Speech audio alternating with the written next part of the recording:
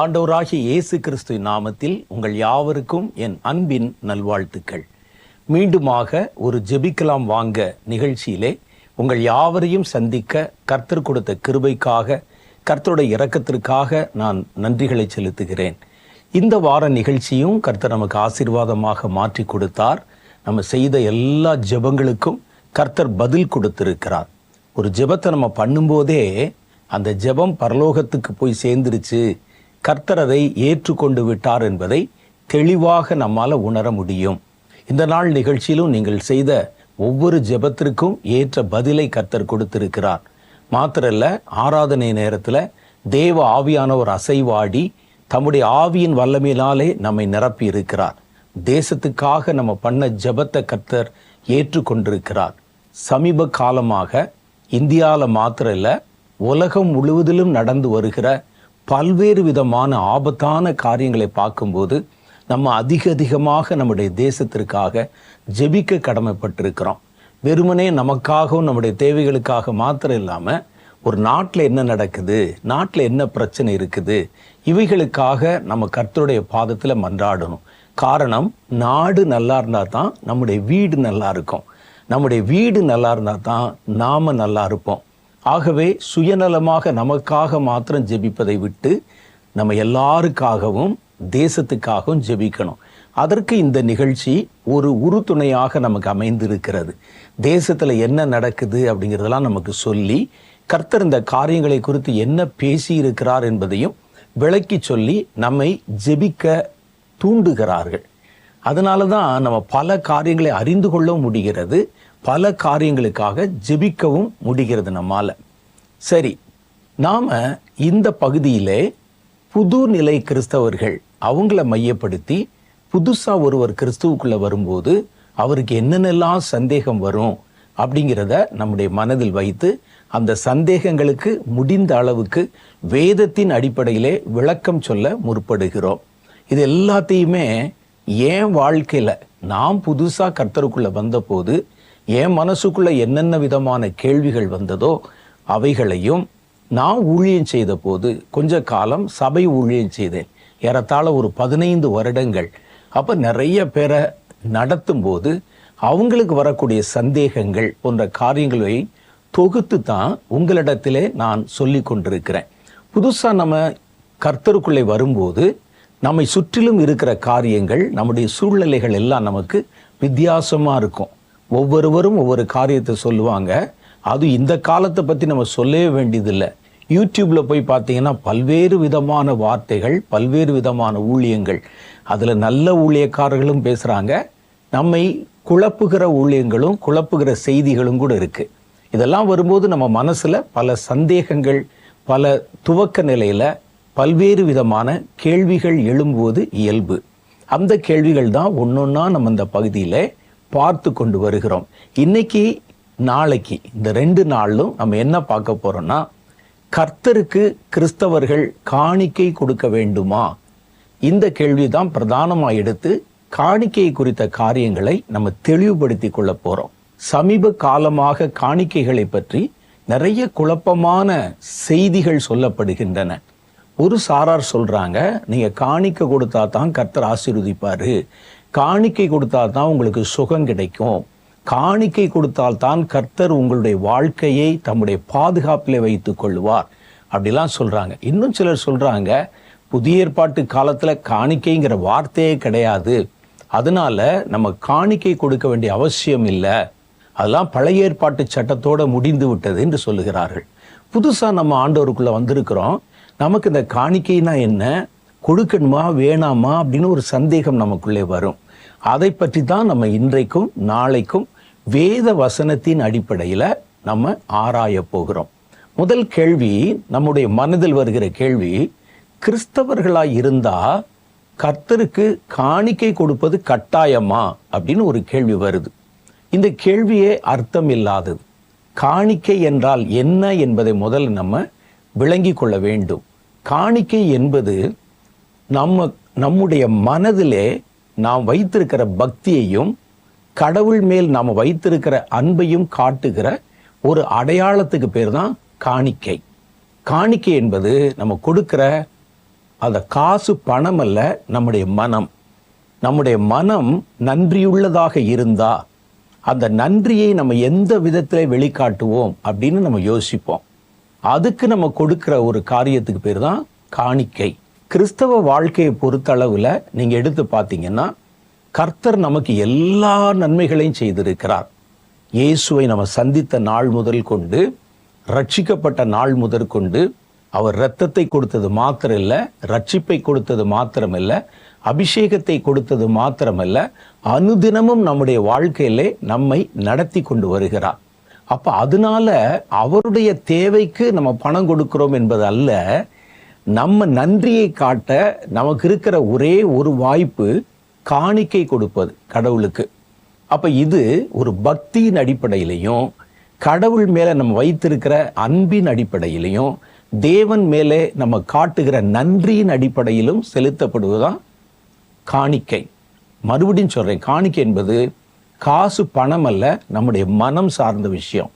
நம்முடைய மனம் கர்த்தரை குறித்து இவ்வளவு நல்லது செஞ்சிருக்கிறாரே என்று நன்றியோடு நினைவு கூர்ந்தால், நம்முடைய அந்த நன்றியை காட்டுகிற ஒரு அடையாளமாக காணிக்கை கொடுக்கறத நம்ம வழக்கமாக வச்சிருக்கிறோம்.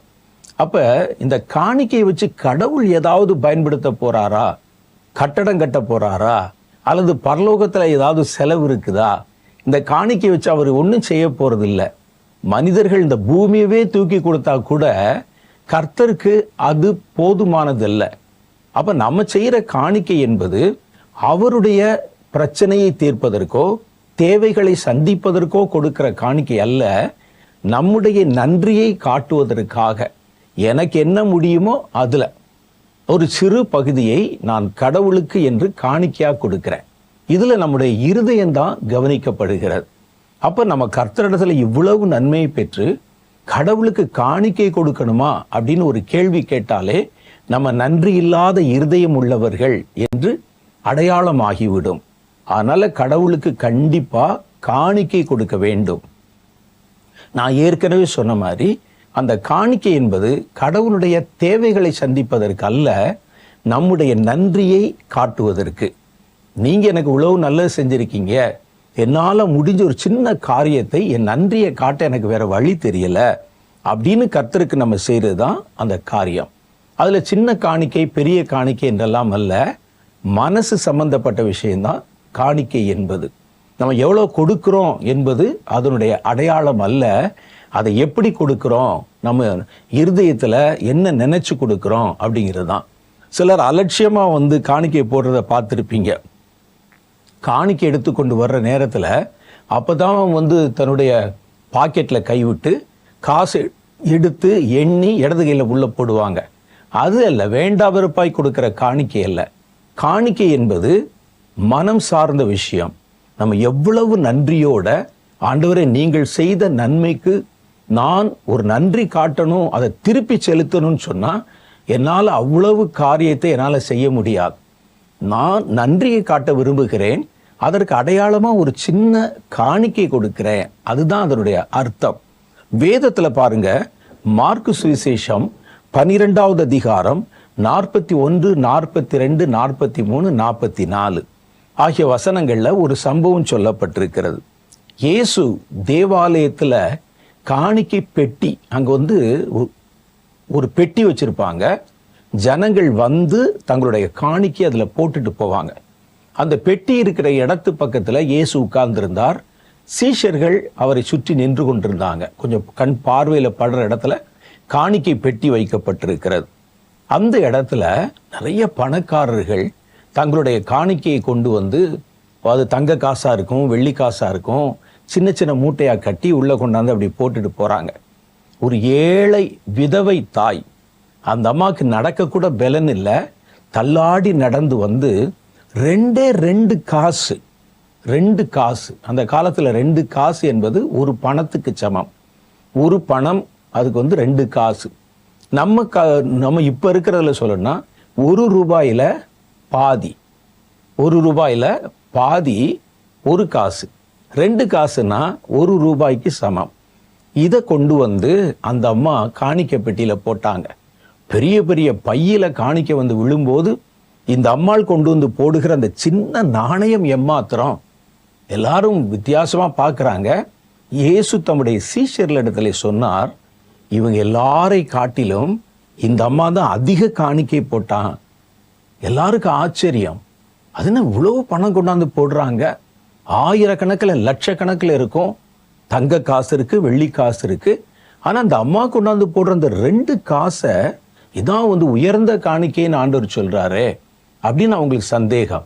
அப்ப ஆண்டவர் சொன்னாரு, அவங்ககிட்ட இருக்கிறதுல அவங்ககிட்ட நிறைய இருக்குது. இது மாதிரி பல மடங்கு இருக்கிற பணத்துல ஒரு சிறு பகுதியை கொண்டு வந்து காணிக்க போட்டாங்க. ஆனா இந்த தாயார் தன்னுடைய இந்த நாள் செலவுக்கு உரிய தன் ஜீவனத்துக்கு உண்டான முழு காசு இந்த 2 ரூபா தான். அந்த 2 காசு தான். அதை முழுசும் கொண்டு வந்து அவள் போட்டுட்டா அப்படின்னு கர்த்தர் பாராட்டினான். இது நமக்கு எதை காமிக்குதுன்னா, எவ்வளவு தொகை கொடுக்கிறோம் என்பதல்ல, எப்படிப்பட்ட மனதோடு அதை கொடுக்கிறோம் என்பதைத்தான் கடவுள் கவனிக்கிறார் என்பதை நமக்கு சுட்டி காட்டுது. அந்த பகுதியை வாசிக்கிறேன் பாருங்க.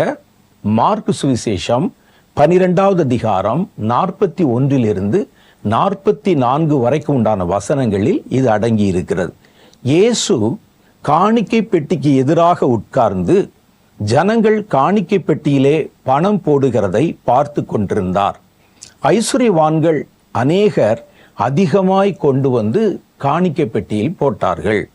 ஏழையான ஒரு விதவையும் வந்து ஒரு துட்டுக்கு சரியான 2 காசை போட்டாள்.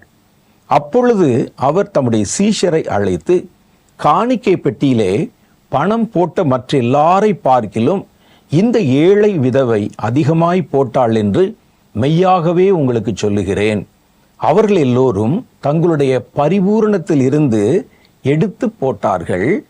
இவளோ தன் வறுமையிலிருந்து தன் ஜீவனத்துக்கு உண்டாயிருந்ததை எல்லாவற்றையும் போட்டு விட்டாள். இந்த 2 காசு தான் இன்னைக்கோ அல்லது இந்த வாரத்துக்கோ அவளுடைய சாப்பாட்டுக்கு செலவுக்கு என்று வைத்திருந்த முழு காசையும் உள்ள போட்டுட்டா என்று சொல்லி கர்த்தர் சொன்னார். அப்ப நம்ம எவ்வளவு கொடுக்கிறோம் என்பதல்ல, எப்படிப்பட்ட மனதிலே கொடுக்கிறோம் என்பதைத்தான் கடவுள் கவனிக்கிறார். ஒருவேளை காணிக்கை வாங்குற சபையில் இருக்கிற மூப்பர்களோ பாஸ்டர்களோ ஊழியர்களோ அது எவ்வளவு அமௌண்ட் இருக்கு தொகைன்னு பார்க்கலாம். ஆனா இயேசு பார்க்கிறது மனம், நம்முடைய மனம் எப்படி இருக்கிறது என்பதைத்தான் அவர் பார்க்கிறார்.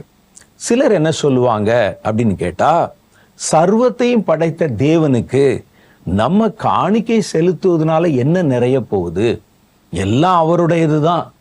அப்ப எல்லாவற்றையும் படைத்த ஆண்டவருக்கு நம்ம ஒரு சின்ன ஒரு 2 ரூபாயை போட்டு ஒரு 10 ரூபா போடுறதுல என்ன பெருசா நிறைய போகுது? அதனால காணிக்கை அவசியம் இல்லை. அவர் பெரிய ராஜா, அவர்கிட்ட இல்லாத என்ன இருக்குது? இதை வச்சு என்ன செய்ய போறாங்க?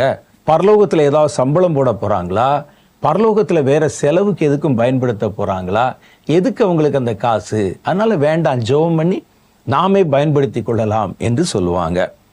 அப்ப நம்ம காணிக்கை கொடுக்கிறதுனால் பரலோகம் அதை பயன்படுத்தி கொள்ள போகிறது இல்லை. நம்ம பணத்தை வச்சு பரலோகத்தில் அவங்க எந்த செலவும் செய்ய போறது இல்லை. பரலோகத்துக்கு நம்முடைய பணம் தேவையும் இல்லை. அப்படியானால் ஏன் நம்ம காணிக்கை கொடுக்க வேண்டும்? காணிக்கை கொடுப்பது என்பது அன்பின் வெளிப்பாடு, நம்முடைய அன்பை காட்டுவது.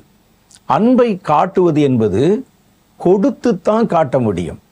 அன்பை காட்டுறேன் அன்பை காட்டுறேன்னு ஒண்ணுமே செய்யாம நான் அன்பா இருக்கிறேன்னு சொன்னா அர்த்தம் இல்லாததாக இருக்கும். அன்பின் வெளிப்பாடு என்பது, அன்பினுடைய வெளிப்பாடு என்பது கொடுப்பதில் தான் அடங்கி இருக்கிறது. ஒண்ணுமே கொடுக்காம உங்களை நான் ரொம்ப அன்பு கூறுகிறேன், உங்களை நினைச்சாலே எனக்கு கண்ணில் எல்லாம் கண்ணீர் வந்துடும், உங்களை பற்றி யோசிச்சாலே எனக்கு அப்படியே அன்பு பொங்கும் அப்படின்னு சொல்றது எந்த பிரயோஜனம் இல்லை. அன்பினுடைய வெளிப்பாடு என்பது கொடுப்பதில் தான் அடங்கி இருக்கிறது. தேவன் அன்பாகவே இருக்கிறார் என்று நீங்கள் வாசிச்சிருக்கீங்க. தேவன் தம்முடைய அன்பை எப்படி காண்பித்தார்? வேதம் சொல்லுது, யோவானுடைய சுவிசேஷம் 3வது அதிகாரம் 16வது வாக்கியம். அதுல சொல்றாங்க, தேவன் தம்முடைய ஒரே பேரான குமாரனை விசுவாசிக்கிறவன் எவனோ அவன் கெட்டு போகாமல் நித்திய ஜீவனை அடையும்படி அவரை தந்தருளி இவ்வளவாய் உலகத்தில் அன்பு கூர்ந்தார். பார்த்தீங்களா? அவரை தந்து அருளி கொடுத்து. அப்ப அன்பினுடைய வெளிப்பாடு என்பது கொடுப்பதுல தான் இருக்கு. அப்ப சும்மா வெறும் வாய் வார்த்தையில இனிக்க பேசுறது இல்ல. அந்த அன்பை எப்படி வெளிப்படுத்துகிறோம் பாருங்க. மேலான ஒன்றை நம்ம நேசிக்கிற ஒருவருக்கு நம்ம கொடுக்கிறோம். இயேசு அப்படித்தான் செய்தார். அவர் அன்பாகவே இருந்தார், மனிதர்களை நேசித்தார். வேதத்துல அவர் அன்பாகவே இருக்கிறார் என்று எழுதப்பட்டிருக்கிறது. ஆனா அது வெறும் எழுத்துல மாத்திரம் இல்ல, பேச்சுல மாத்திரம் இல்ல, வார்த்தையில மாத்திரம் இல்ல. அவர் கொடுப்பதின் மூலம் தம்முடைய அன்பை வெளிப்படுத்தினார். இதற்கு ஒப்பாக இன்னொரு வசனம் இருக்குது.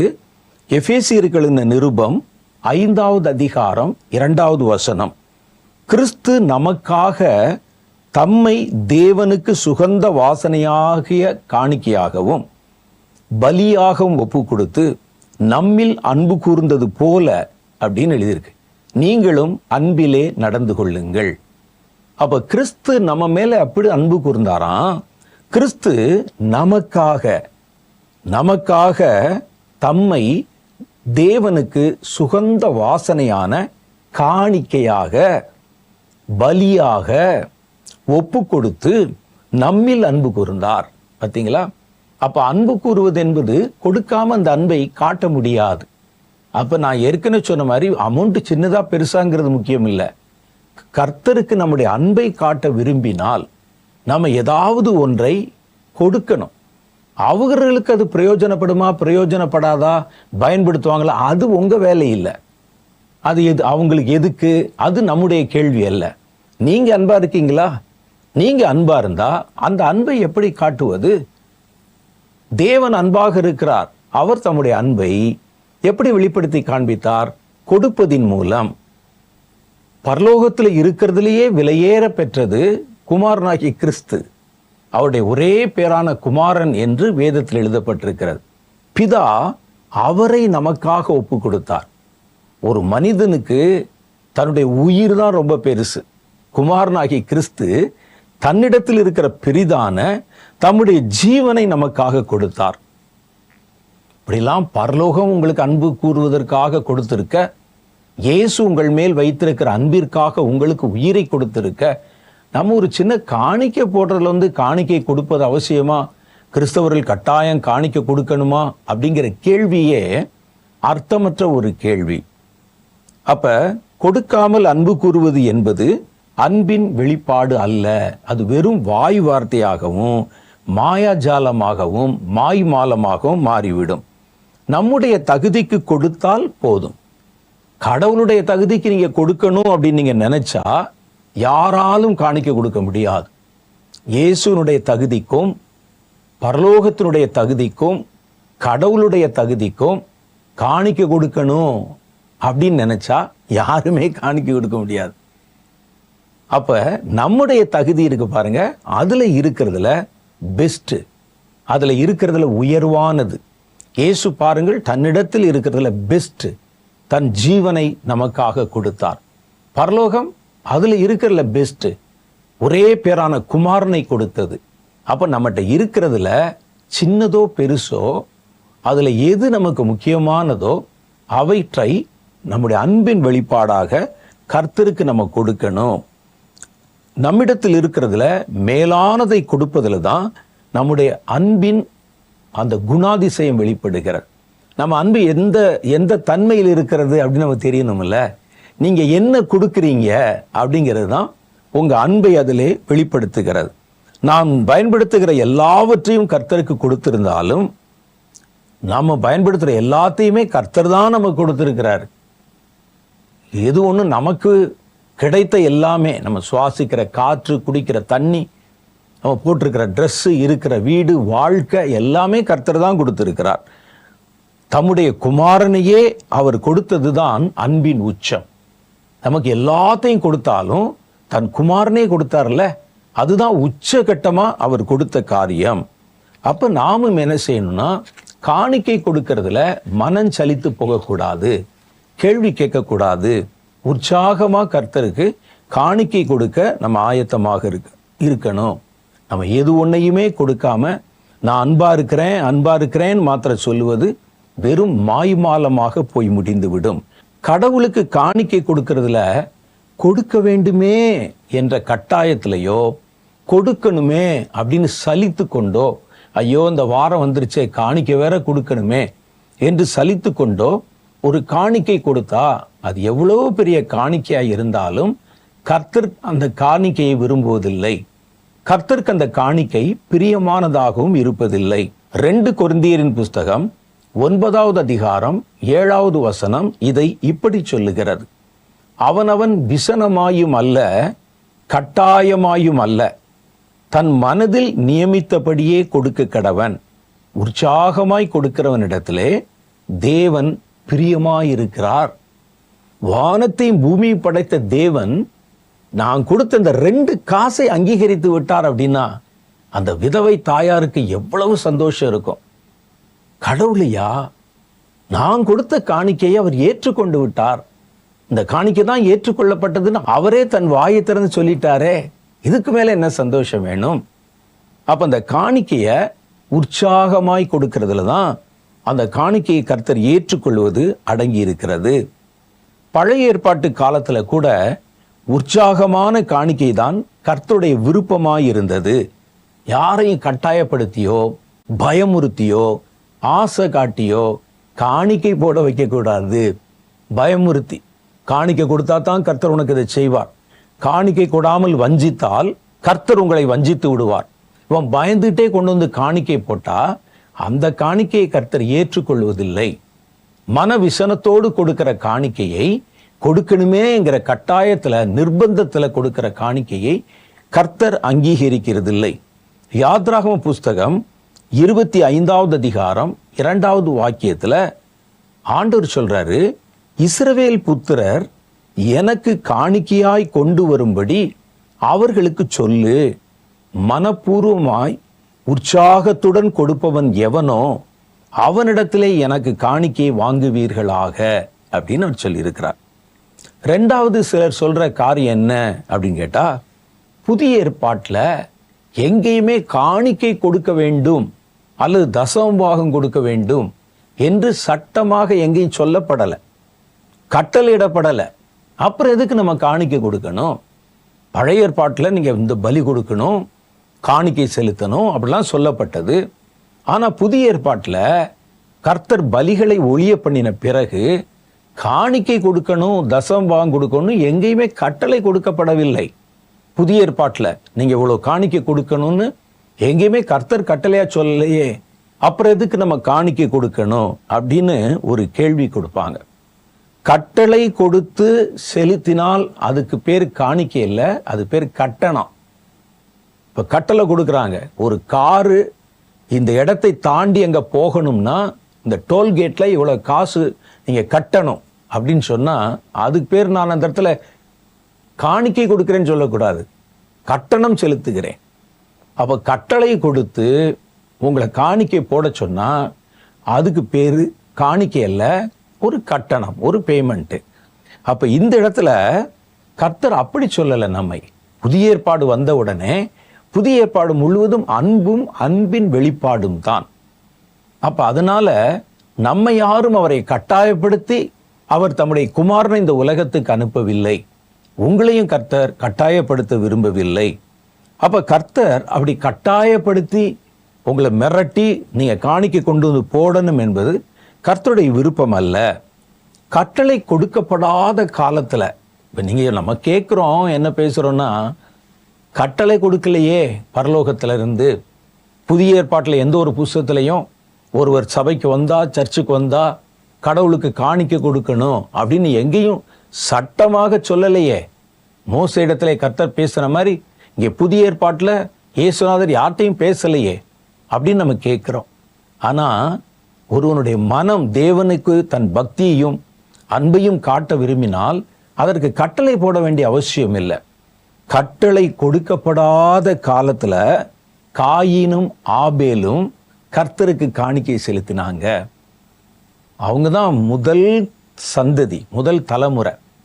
ஆதாம் ஏவாள், அவங்களுக்கு பிறந்த 2 பிள்ளைகள் காயின் ஆபேல், இவங்க தான் முதல் தலைமுறை உலகத்துல.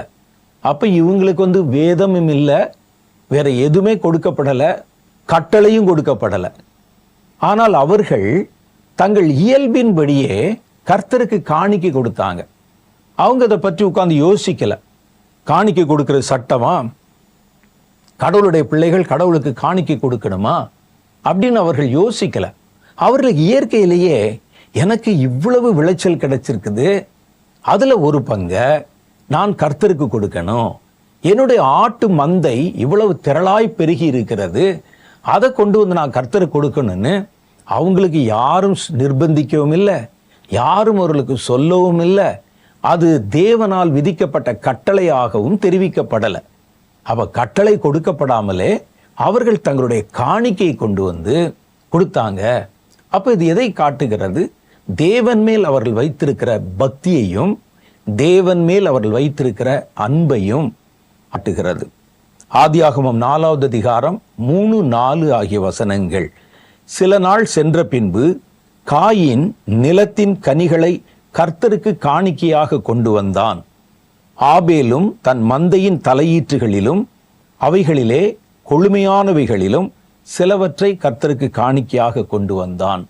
இப்போ பாருங்க, கட்டளை கொடுக்கப்படாத காலத்துல அவர்கள் காணிக்கை செலுத்தினாங்க. அப்ப இது நமக்கு இயற்கையாவே வரணும்.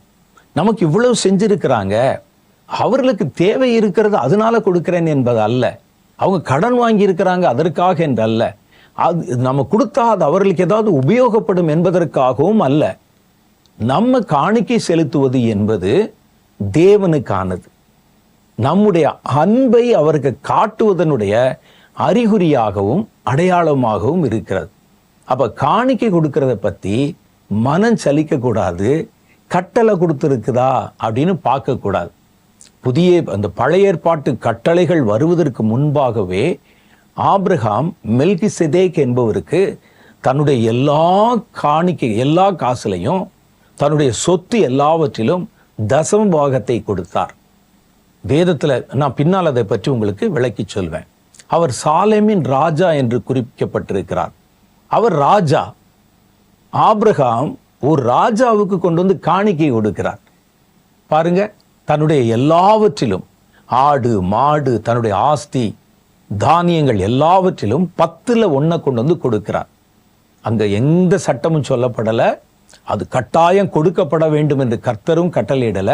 இது இயற்கையாகவே இயல்பாகவே வரணும். தேவன் பெரியவர், அவருக்கு நம்ம ஏதாவது செய்யணும், அதை அவர் ஏற்றுக்கொண்டால் எனக்கு அதுல ஒரு சந்தோஷம். எவ்வளவு பெரியவர், நம்ம கொடுக்கிற ஒரு சின்ன ஒரு ரோஜா பூவா இருந்தா கூட நாம கொடுக்கக்கூடிய அந்த மனம், அதுதான் கர்த்தருக்கு பிரியம். காணிக்கைகள் எதற்காக பெறப்படுகின்றன? வேதத்துல சில காரியம் சொல்லி இருக்கிறது. இப்போ உள்ள காலங்கள்ல எதுக்கு காணிக்கை நமக்கு தேவைப்படுது அப்படின்னா, முதல் காரியம் தேவனுடைய ஊழியம் நடைபெறுவதற்காக. பரலோகத்தில் இருக்க எந்த ஆக்டிவிட்டீஸுக்கும் உங்களுடைய பணம் அங்கே போகிறது இல்லை. ஆனா பரலோகத்தின் தேவனுடைய காரியம் இங்கே பூமியிலே செய்யப்படுகிறது. அது செய்யப்படுவதற்கு பூமியில் இருக்கக்கூடிய காணிக்கை, பூமியில் இருக்கக்கூடிய பணத்தை தான் பயன்படுத்த முடியும் அவங்க. அதனால என்ன செய்யறாங்கன்னா, தேவனுடைய காரியம் பூமியிலே நடைபெறுகிறதுனால அதற்கு பூமியிலிருந்து வரக்கூடிய பண உதவி தேவைப்படுகிறது. யாரோ ஒருவர் இந்த ஊழியங்களை தாங்கினதுனால, ஊழியக்காரர்களுக்கு கொடுத்ததுனால, ஒரு ஊழியத்தின் வளர்ச்சிக்கு கொடுத்ததுனால, அவங்க கர்த்தருடைய வார்த்தையை பேசினதுனால தான் நீங்களும் நானும் ரட்சிக்கப்பட்டிருக்கிறோம். என்னுடைய ரட்சிப்புக்கு பின்னால ஒரு ஊழியக்காரர் இருக்கிறார், உங்களுடைய ரட்சிப்புக்கு பின்னாலையும் ஒரு ஊழியக்காரர் கண்டிப்பா இருப்பார். ரட்சித்தது கர்த்தர், ஆனா அந்த ரட்சிப்புக்கு பின்னால ஒரு ஊழியக்காரர் ஒரு டிராக்ஸ் கொடுத்திருப்பாரு, அல்லது ஒரு நற்செய்தி கூட்டம் நடத்தியிருப்பாரு, ஒரு கன்வென்ஷன் நடத்தியிருப்பாரு, அல்லது ஒரு யூடியூப்லயாவது இந்த மாதிரி ஒரு பிரசங்கம் கொடுத்திருப்பாரு, ஒரு சபைக்கு நீங்க போயிருப்பீங்க, அங்கே 2 வார்த்தை பேசியிருப்பாங்க, அந்த வார்த்தை உங்களை தொட்டு நீங்கள் அதனால ரட்சிக்கப்பட்டிருப்பீங்க. ஒரு ஊழியத்தின் வழியாகத்தான் நம்ம எல்லாம் ரட்சிக்கப்பட்டிருக்கிறோம். ஒரு ஊழியங்கள் தான் இன்றைக்கு நம்முடைய ஆவிக்குரிய வாழ்க்கை சம்பந்தமான காரியத்தை பொறுப்பெடுத்துக் கொள்ளுகிறது. அந்த ஊழியங்கள் தடுமாற்றம் இல்லாம நடக்கணும் அப்படின்னா அதற்கு உண்டான ஒரு பின்புலம், அதற்கு கொடுக்கக்கூடிய அந்த காணிக்கை உலகத்தில் இருந்து பெறப்படுகிற காணிக்கையினால் தான் அது சாத்தியம். அதனால கர்த்தர் என்ன செய்கிறார்? மனிதர்களை கொண்டு, விசுவாசிகளை கொண்டு ஊழியத்தை நிலைநிறுத்துகிறார். பரலோகத்தில் ஒரு பிளான் போட்டால் உங்கள்கிட்ட காணிக்கை கேட்க மாட்டாங்க. பரலோகத்தில் நாங்கள் புதுசாக ஒரு சிங்காசனம் வாங்க போகிறோம், ஒரு கட்டடம் கட்ட போகிறோம், யாராவது சொல்லியிருக்காங்களா உங்களுக்கு? தேவ தூதர்களுக்கு உங்களுடைய காணிக்கை வேணும் சொல்லியிருக்காங்களா? இல்லை. காணிக்கை முழுவதுமே உலகத்தில் நடைபெறும் தேவனுடைய ஊழியங்களுக்காக பயன்படுத்தப்படுவதற்கு, அவைகள் தளர்ந்து விடாமல் பயன்படுத்தப்படுவதற்கு. யாத்ராம புஸ்தகம் 36வது அதிகாரம் 3வது வசனத்தில் ஆண்டவர் சொல்லுகிறார், அவர்கள் இஸ்ரவேல் புத்திரருடைய திருப்பணிக்கடுத்த சகல வேலைகளுக்காகவும் கொண்டு வந்த காணிக்கை பொருள்களை எல்லாம் மோசேயினிடத்தில் வாங்கி கொண்டார்கள். பின்னும் ஜனங்கள் காலைதோறும் ஒவ்வொரு நாள் காலையிலையும் தங்களுக்கு இஷ்டமான காணிக்கைகளை அவனிடத்தில் கொண்டு வந்து கொடுத்தார்கள். பார்த்தீங்களா? ஜனங்கள் காலையில் எந்திரிச்ச உடனே நம்ம தேவனுக்கு கொடுக்கிற காணிக்கை, தேவன் ஒரு ஆசரிப்பு கூடாரத்தை கட்ட சொல்லி இருக்கிறார், ஆலய திருப்பணிகள் நடந்து கொண்டிருக்கிறது.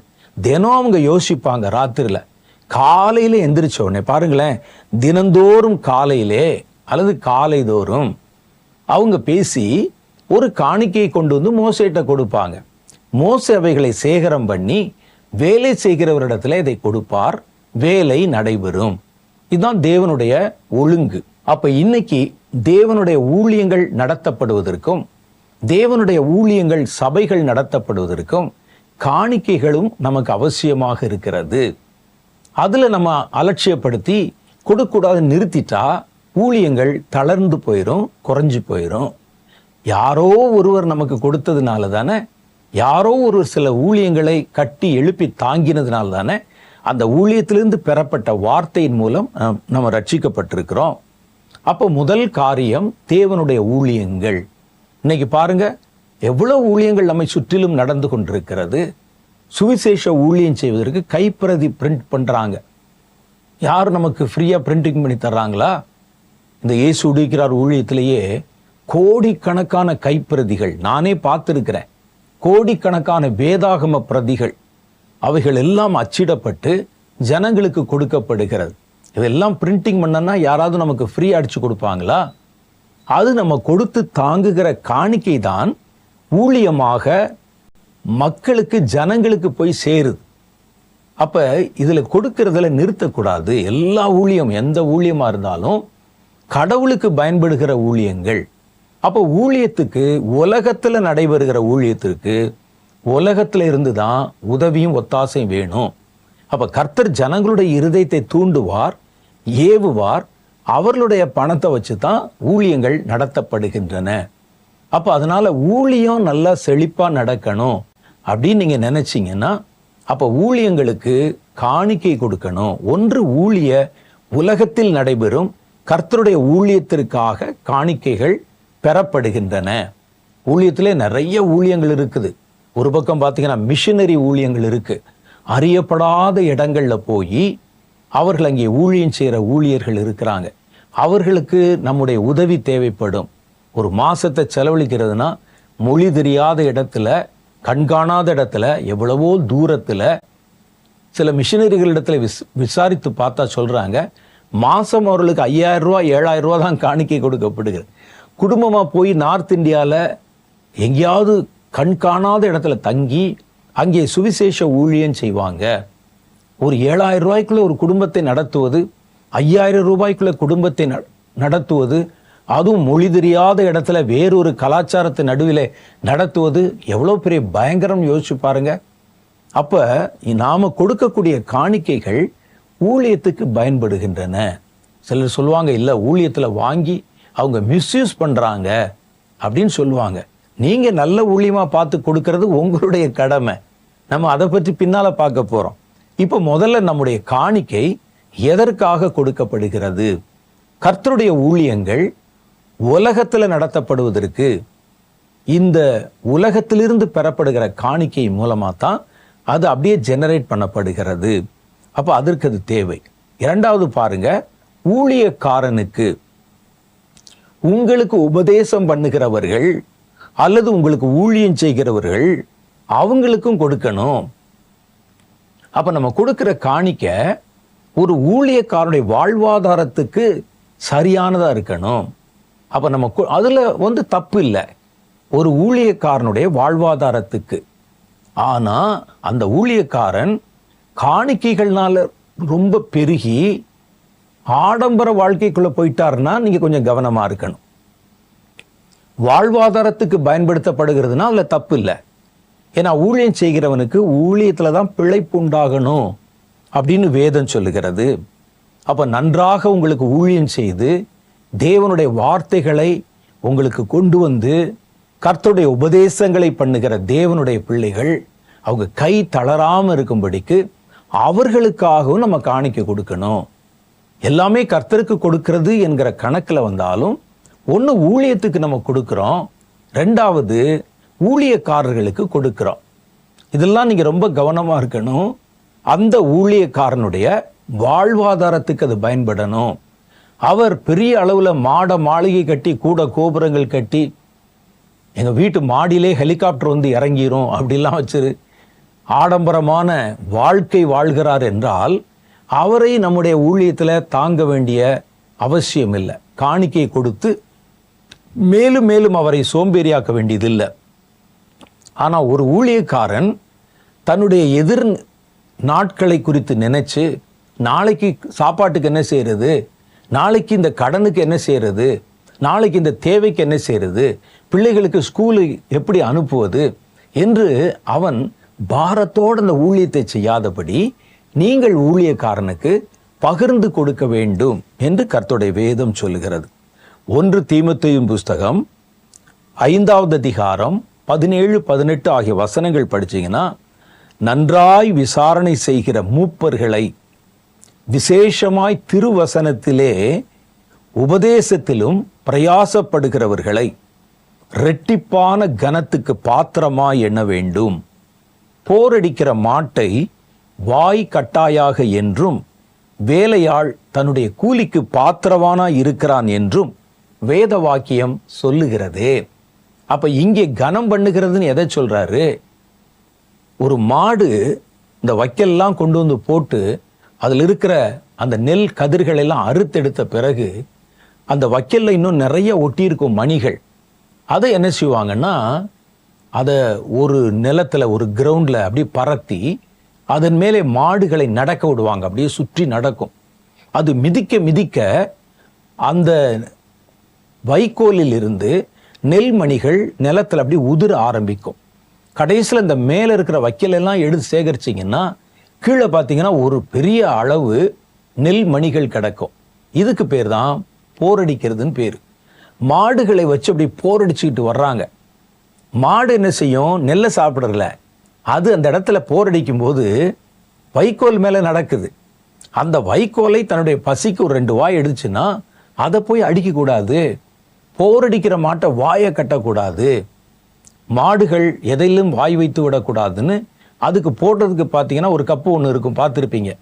சிறு கன்று குட்டிகள் எதுலையாவது போய் வாய் வச்சிருன்னு ஒரு சின்னதா அப்படியே வந்து முடைஞ்சு ஒரு கூடை மாதிரி இருக்கும், அதை மூக்கில் மாட்டி விட்டுருப்பாங்க. அதனால வாயை திறந்து வைக்க முடியாது. ஆண்டவர் சொல்றாரு, வைக்கல் நீ சாப்பிட போறியா? இல்லை, அந்த மாடு அதுல நடக்குது, அதுல கொஞ்சம் வைக்கலை தன் பசிக்கு சாப்பிட்டா அது என்ன தப்பு?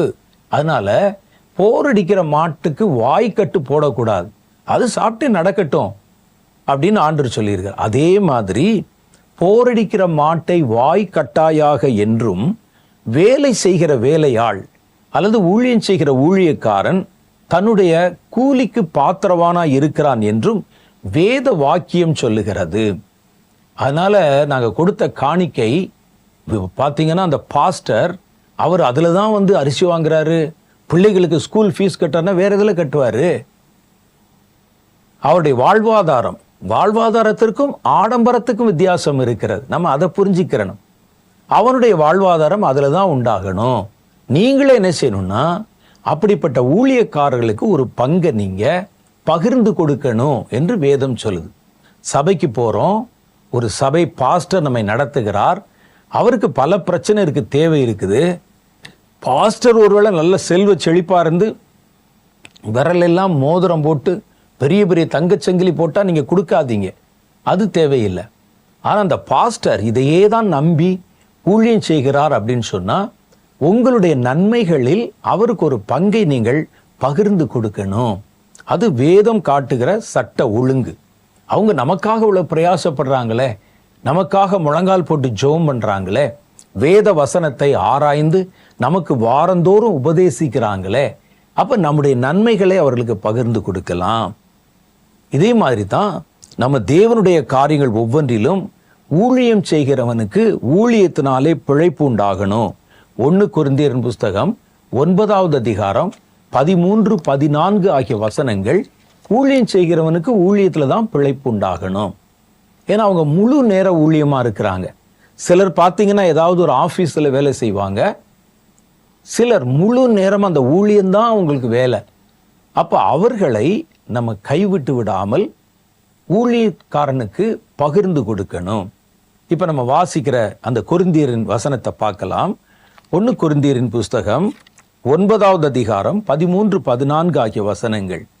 ஆசாரிய ஊழியம் செய்கிறவர்கள் தேவாலயத்துக்குரியவைகளில் புசிக்கிறார்கள் என்றும், பலிபீடத்தை அடுத்து பணிவிடை செய்கிறவர்களுக்கு பலிபீடத்தில் உள்ளவைகளில் பங்கு உண்டு என்றும் அறியீர்களா?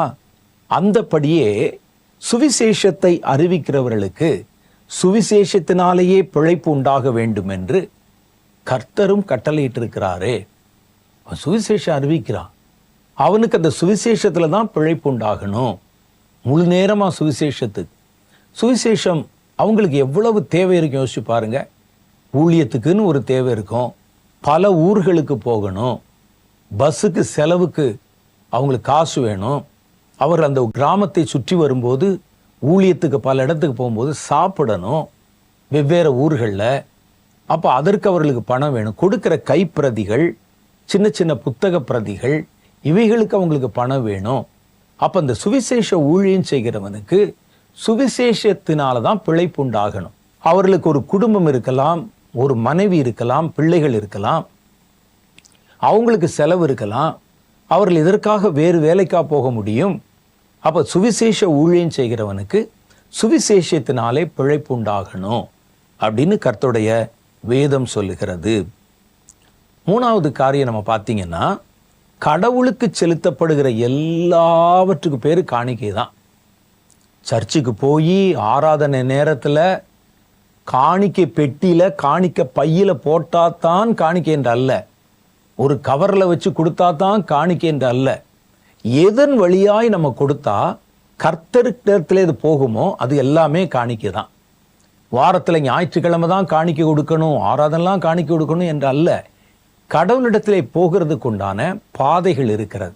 ஒன்று ஜனங்களுக்கு பயன்படுகிற ஊழியங்களுக்கு, 2வது ஜனங்களுக்கு பயன்படுகிற ஊழியர்களுக்கு.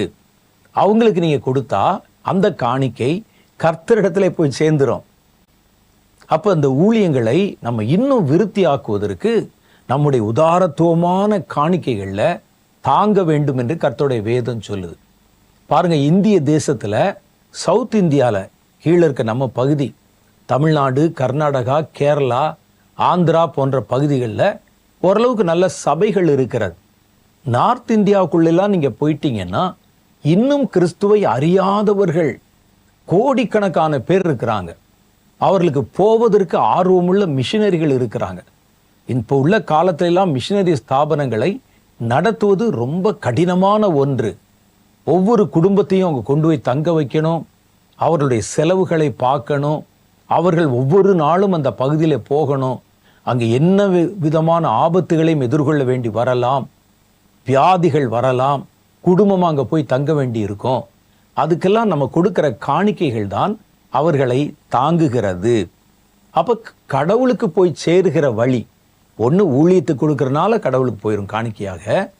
ஒரு நல்ல உண்மையான ஊழியக்காரனுடைய தேவைகளை கொடுத்தாலும் போயிடும். 3வது, அந்த வகையிலே எளியவர்களுக்கு நீங்கள் உதவி செய்வதும் கர்த்தருக்கு காணிக்கை செலுத்துவது தான். ஏழைகளுக்கு நீங்க கொடுத்தீங்கன்னா அதுவும் கடவுளுக்கு செய்கிற காணிக்கை தான்.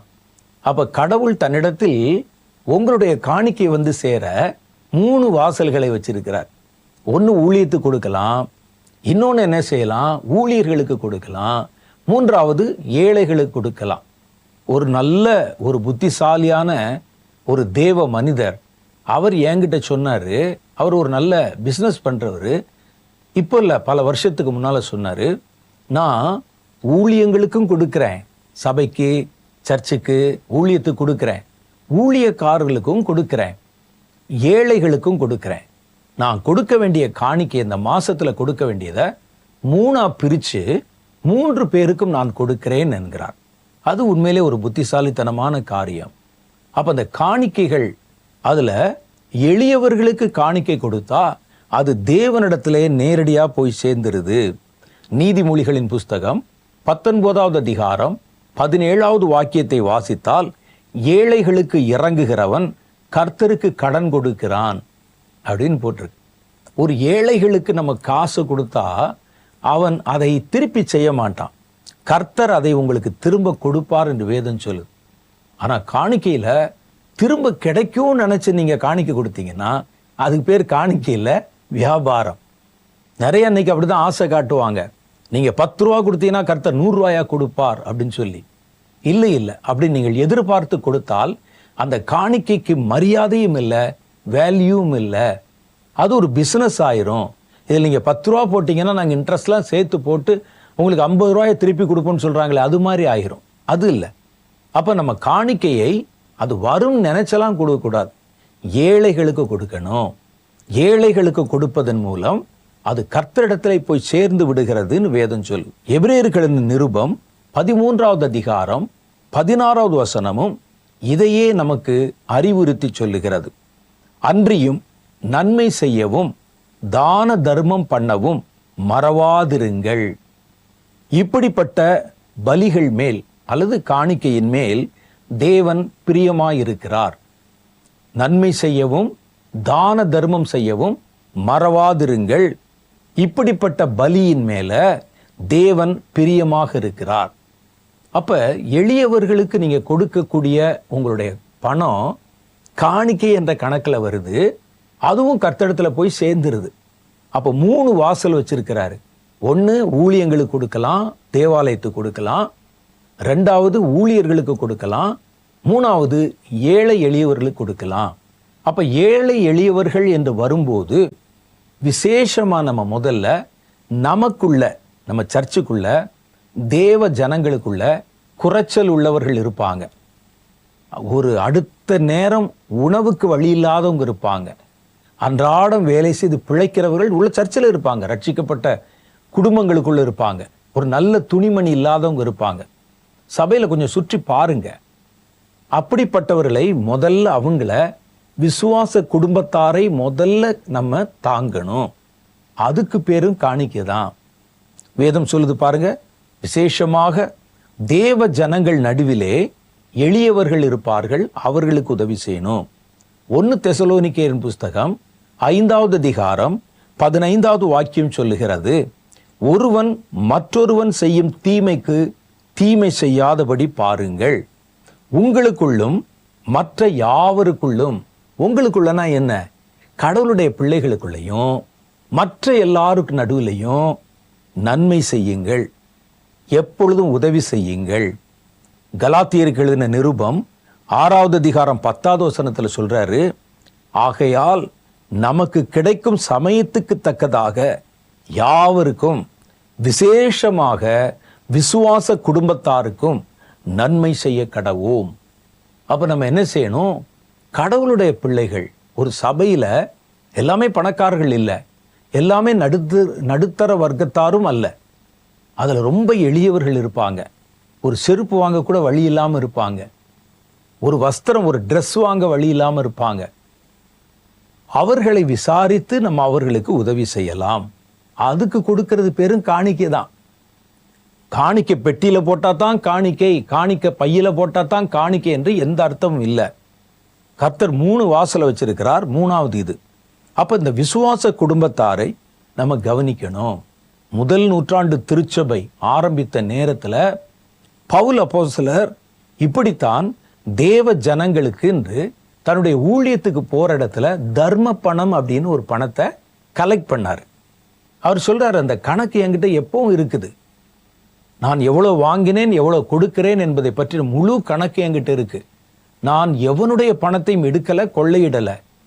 அவர் சொல்றார், அவர் போகிற இடத்துல, ஊழியம் செய்கிற இடத்துல தர்ம பணம் அப்படின்னு ஒரு பணத்தை கலெக்ட் பண்றாங்க.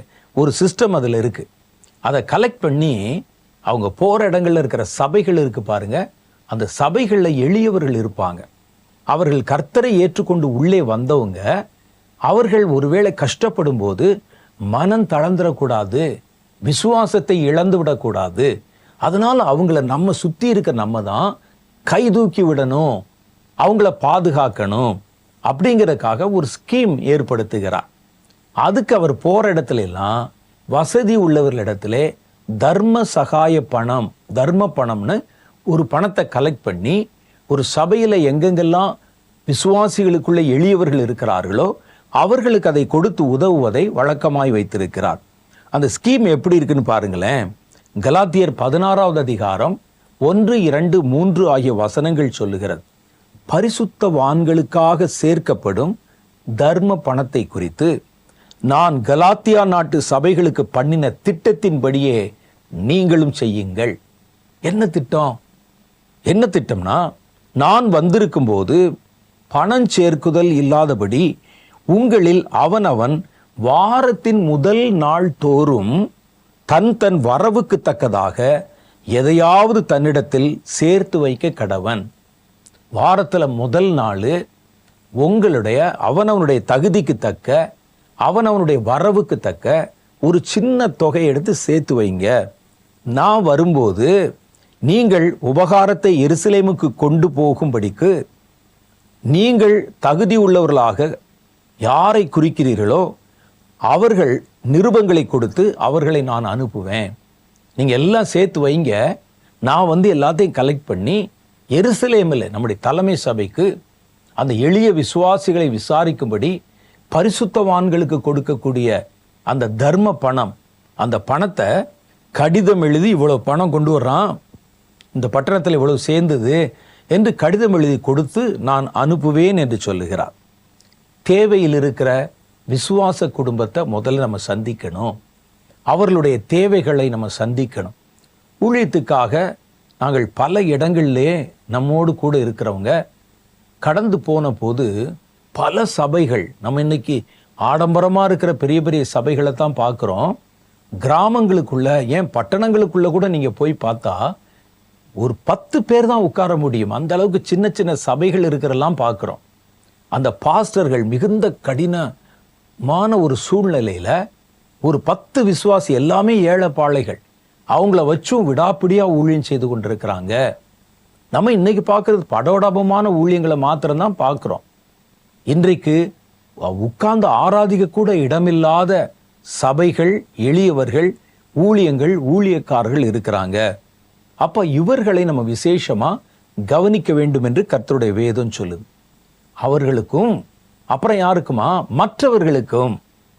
அவன் ஒருவேளை கிறிஸ்தவனாவே இருக்க மாட்டான், ரட்சிக்க கூட பட்டிருக்க மாட்டான், ஆனா ஏழை, கஷ்டத்துல இருக்கிறான், அவனை விசாரிக்க நாதி இல்லாம இருக்கிறான். அவர்களுக்கு நீங்கள் எதை செய்தாலும் அதை எனக்கே செய்தீர்கள் என்று ஆண்டவர் சொல்றார். மத்தேயு சுவிசேஷம் 25வது அதிகாரம் 35 40 வரைக்கும் உண்டான வசனங்கள்ல கர்த்தர் தம்முடைய நியாயாசனத்திலே உட்கார்ந்து தம்முடைய ஊழியர்களை 2 பிரிவா, விசுவாசிகளை 2 பிரிவா பிரிச்சு வச்சிருக்கிறார். வலது பக்கத்துல ஒரு கூட்டம், இடது பக்கத்துல ஒரு கூட்டம். அந்த வலது பக்கத்துல உள்ளவங்களை பார்த்து கர்த்தர் சொல்றார், பசியா இருந்தேன், எனக்கு போஜனம் கொடுத்தீர்கள். தாகமா இருந்தேன், என் தாகத்தை தீர்த்தீர்கள். அந்நியனா இருந்தேன், என்னை சேர்த்து கொண்டீர்கள். வஸ்திரம் இல்லாமல் இருந்தேன், எனக்கு வஸ்திரம் கொடுத்தீர்கள். வியாதியா இருந்தேன், என்னை விசாரிக்க வந்தீர்கள். காவலில் நான் வைக்கப்பட்டிருந்தேன், என்னை பார்க்க வந்தீர்கள். அப்பொழுது நீதிமான்கள் அவருக்கு பிரதியுத்தரமாக, ஆண்டவரே, நாங்க எப்பொழுது உம்மை தாகமுள்ளவராக கண்டோம்? எப்பொழுது உமக்கு போஜனம் கொடுத்தோம்? எப்பொழுது உம்மை வஸ்திரம் இல்லாதவராய் கண்டோம் என்று கேட்பார்கள். அப்பொழுது எப்பொழுது உம்மை வியாதி உள்ளவராகவும் காவலில் உள்ளவராகவும் கண்டு உம்மிடத்தில் வந்தோம் என்பார்கள். எப்ப ஆண்டவரே? அதற்கு ராஜா, அதற்கு தேவன் பிரதியுத்தரமாக, மிகவும் சிறியேரில் ஒருவராகிய இவர்களுக்கு நீங்கள் எதை செய்தீர்களோ அதை எனக்கே செய்தீர்கள் என்றார். அப்ப பாருங்க, ஒரு காரியத்தை கர்த்தருக்கு செய்யணும்னா நீங்கள் பக்கத்தில் இருக்கிற எளியவர்களுக்கு உதவி செய்யணும். முதல்ல நம்முடைய அந்த பணம், அந்த காணிக்கை தேவ ஜனங்களுக்கு நடுவிலே இருக்கக்கூடிய எளியவர்களையும் விசாரிக்கணும், அறியப்படாத எளியவர்களையும் விசாரிக்கணும். அதனால பாருங்க, நீங்க கொடுத்த காணிக்க, ஒரு ஏழைக்கு கொடுத்த ஒரு காணிக்க பரலோகத்துக்கு போயிருச்சு. நீங்க கொடுத்த ஒரு சாப்பாடு பரலோகத்துக்கு போச்சு. ஒருவருக்கு நீங்கள் ஒரு பொருளை கொடுக்க வேண்டும் என்று நினைத்தால் நீங்க என்ன செய்யுங்க? ரெண்டாங்கட்ட பொருளை கொடுக்காதீங்க. சாப்பிட்டுட்டு மிச்சமானது அல்லது அது பூசணம் பிடித்தது, கெட்டு போனது, அதை பிச்சைக்காரர்களுக்கு கொடுப்போன்னு கொடுக்காதீங்க. கொடுக்கணும்னு நினைச்சா நல்லதை கொடுங்க. ஏன்னா கர்த்தர் கடைசியில வரும்போது, நீ அவர்களுக்கு எதை செய்தியோ அதை எனக்கே செய்தா என்பார். அப்ப நீங்க கொடுக்கும்போது இதை நம்ம தேவனுக்கு கொடுக்கறதா நினைச்சு கொடுங்க. மற்றவர்கள், மற்ற மார்க்கத்தார் எப்படியோ உங்களுக்கு இந்த கொடுத்தலின் ரகசியம் தெரியும். அப்ப நீங்க என்ன செய்யுங்க? கர்த்தருக்கு கொடுக்கறதாகவே நினைச்சு கொடுக்கணும். ஒரு ஏழைக்கு உதவி செய்றீங்களா? ஒரு எளியவருக்கு உதவி செய்றீங்களா? ஒரு பசியில இருக்கிறவருக்கு உதவி செய்றீங்களா? அவருக்கு எதையாவது கொடுப்போம், மிச்சமானது, மீதியானது, சாப்பிட முடியாம வச்சது, 2 நாள் பழசு, இதெல்லாம் கொடுத்தீங்கன்னா கர்த்தர் இந்த நியாயாசனத்தில் உட்காரும் போது நீ எதை செய்தாயோ அது எனக்குத்தான் செய்தாய் என்று சொல்லுவார் என்பதை மறந்து விடாதீர்கள். அப்ப கொடுக்கணும்னு நினைச்சிட்டா பெஸ்டா கொடுங்க. அது தேவனுக்கு போகிற காணிக்கை என்று வேதம் சொல்லுது. காணிக்கை குறித்து நம்ம கருத்தாய் வைத்துக் கொள்ளுகிற காரியம், ஒருவரை கனம் பண்ணுவதற்காக காணிக்கை கொடுக்கிறோம். தேவனுக்கு நம்ம செலுத்துவது கனம் பண்ணுவதற்காக. சாஸ்திரிகள் பாருங்க, இயேசு பிறந்த போது அவருக்கு காணிக்கை கொண்டு வந்தாங்க. எதுக்கு? அவர் என்ன செஞ்சாரு? குழந்தை. எது கொண்டு வந்தாங்க? அவரை ஹானர் பண்ணுவதற்கு, அவரை கனம் பண்ணுவதற்கு. நீங்கள் காணிக்கை கொடுக்கும் போதெல்லாம் கர்த்தரை கனம் பண்ணுகிறீர்கள். அது ஊழியங்களுக்கான காணிக்கையா இருந்தாலும் சரி, ஊழியர்களுக்கு கொடுக்கிற காணிக்கையா இருந்தாலும் சரி, விசுவாச குடும்பத்தில் எளியவர்களுக்கு கொடுக்கிறதா இருந்தாலும் சரி, ஏழை எளிய பசியில் இருக்கிறவங்க, தாகத்தில் இருக்கவங்களுக்கு கொடுக்கிற காணிக்கையா இருந்தாலும் சரி, அதை கர்த்தருக்கு கொடுக்கிறீர்கள். கர்த்தரை கனம் பண்ணுவதற்கு. நீங்க நேரா பரலோகத்துக்கு போய் சிங்காசனத்துக்கு முன்னால கர்த்தருக்கு காணிக்கை கொடுக்க முடியாது. அப்ப நீங்க கர்த்தருக்கு காணிக்கை கொடுக்க கர்த்தர் இங்கே நமக்கு பல ஏதுக்களை வைத்திருக்கிறார். ஒன்று, தேவனுடைய ஊழியங்கள். 2வது, தேவனுடைய ஊழியர்கள். 3வது, எளிய விசுவாசிகள். 4வது, ஏழை எளியவர்கள். இதன் வழியாக நீங்கள் செலுத்துகிற காணிக்கை பரலோகத்துல தேவனிடத்திலே போய் நேரடியாய் சேர்ந்து விடும் என்பதில் எந்த சந்தேகமும் இல்லை. அதனால காணிக்கை கொடுக்கணுமா அப்படின்னு யோசிக்காதீங்க. கர்த்தர் அப்படி யோசிக்கல. அவர் உங்களுக்காக தன் ஜீவனை கொடுத்தார். அவர் உங்களுக்காக தன்னுடைய ஒரே பேரான குமாரனை கொடுத்தார்.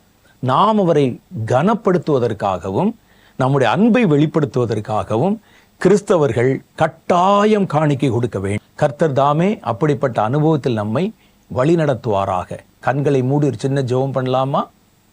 அன்பும் இரக்கமும் நிறைந்த எங்கள் பரலோக பிதாவே, அவனவன் விசனமாயும் அல்ல, கட்டாயத்தினாலும் அல்ல, மனப்பூர்வமாக உற்சாகமாய் காணிக்கை கொடுக்கடவன் என்று வேதம் சொல்லியிருக்கிற வார்த்தையை நாங்கள் இன்றைக்கு தியானித்தோம். ஊழியங்கள் செழிப்படையவும், ஊழியங்கள் இன்னும் ஆண்டவரை விருத்தி அடைந்து ஜனங்களுக்கு பயனுள்ளதாய் மாறவும், ஊழியக்காரர்கள் ஆண்டவரை சோர்வில்லாமல் உடைய ஊழியத்தை நிறைவேற்றவும், எங்கள் நடுவில் இருக்கிற எளிய விசுவாசிகள் கனம் பண்ணப்படவும், எங்கள் தேசத்தில் இருக்கிற ஏழை எளியவர்கள் ஆண்டவரே எங்களுடைய சிறு காணிக்கைகள் உதவிகளால ஆண்டவரே உமக்கு ஸ்தோத்திரம், உம்முடைய நாமத்தை மகிமைப்படுத்தவும் எங்கள் கைகளை கர்த்தர் பலப்படுத்தும்படிக்காக ஜெபிக்கிறோம். நாங்கள் செலுத்துகிற இந்த புத்தியுள்ள காணிக்கைகள் பரலோக ராஜ்யத்தில் எட்டும் என்று நாங்கள் அறிந்திருக்கிறோம். உடைய பிள்ளைகள் ஒவ்வொருவருக்கும் அப்படிப்பட்ட சந்தர்ப்பத்தை கொடும், அவர்களை ஆசீர்வதியும். இயேசுவின் மூலம் என் ஜெபங்களை ஏற்றுக்கொள்ளும் பிதாவே, ஆமென். கர்த்தர் நம்மோடு கூட இடைப்பட்டு பேசினார். நாளைய தினத்துல வேற ஒரு காரியத்தை காணிக்கை சம்பந்தமா பார்க்க போறோம். கர்த்தர் அதுவரை உங்களை ஆசீர்வதிப்பாராக. ஆம்.